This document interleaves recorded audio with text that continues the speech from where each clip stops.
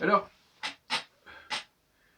le dimanche, au Flunch, où je fêtais mon anniversaire, puisque le Flunch offre gracieusement un gâteau d'anniversaire, dont on a fait profiter beaucoup de gens d'ailleurs, eh bien, j'ai été interpellé, enfin, il y a eu une discussion parmi d'autres, à propos de Yehoshua. Alors, j'ai dit à une dame, qui faisait partie d'un groupe évangélique qui était là, qui se réunissent le dimanche après-midi, elle me dit Yehoshua, ça veut dire celui qui sauve, le sauveur. Pourquoi pas? Mais je lui ai fait remarquer quand même que c'était un surnom. Comme dans beaucoup de domaines bibliques, c'est un surnom. Et même d'ailleurs, quand Abraham devient Abraham, Abraham c'est un surnom par rapport à Abraham, etc. Yitzhak, bon, c'est un surnom aussi. Qu'est-ce que ça veut dire un surnom? C'est un surnom qui. Pourquoi on donnait des surnoms autrefois aux gens? Parce que ça racontait un peu leur vie, ce qu'ils avaient fait, d'où ils venaient.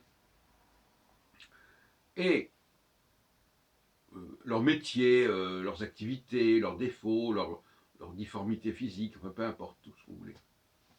C'était ça le surnom. Qui venait s'ajouter au nom. Le surnom, c'est comme son nom l'indique, c'est un surnom, ce qui met par-dessus le nom. Tout comme le pronom, parce que nous avons eu un débat l'autre jour sur le pronom, c'est ce qui remplace le nom. Pronom, surnom, voilà, c'est un débat intéressant d'ailleurs. Alors le seul problème, c'est que si je dis qu'Yeshua a pris ce nom, a reçu ce nom parce qu'il avait sauvé les Juifs, on me dira, ah mais non, puisque Yeshua c'est un futur. Non, c'est pas un futur. J'ai démontré largement que, dans le cas des prénoms, des surnoms, on avait le vav conversif, qui était sous-entendu. Par exemple, Yitzhak. Yitzhak, ça veut dire est-ce qu'il rira ou est-ce que ça veut dire il a ri? Littéralement, Yitzhak, ça veut dire c'est un futur. Mais en réalité, ça ne peut pas être un futur. Puisque on sait très bien que dès sa naissance, ce fait qu'on avait ri s'est produit. Encore que, il y a aussi le rire d'Ismaël par rapport à Yitzhak, qui s'est produit quand Yitzhak était très jeune, et qui a provoqué le renvoi d'Ismaël et de sa mère. Bon. Mais globalement, on voit bien que c'est un passé. Et donc, les noms qui sont au futur, sont été des noms au passé. Et les noms au passé, ça veut dire qu'en fin de compte, on parle de quelque chose qui a déjà eu lieu. Pas quelque chose qui va avoir lieu.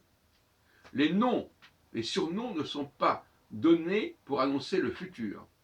Ils sont donnés, est-ce qu'on donne un surnom à quelqu'un par rapport à son futur? Non.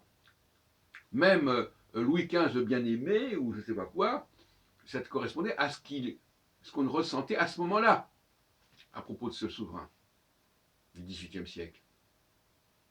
Donc là, il y a une confusion qu'il faut rapporter. Le surnom correspond à un passé.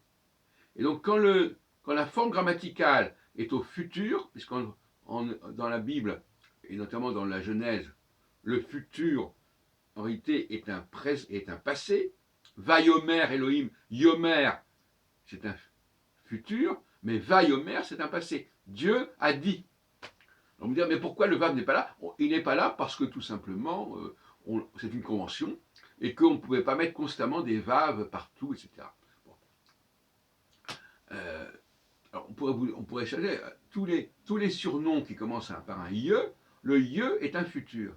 Mais quand il est précédé d'un vav, ce futur devient un passé. Et donc il n'est pas donné à la naissance. Sauf si le passé précède la naissance.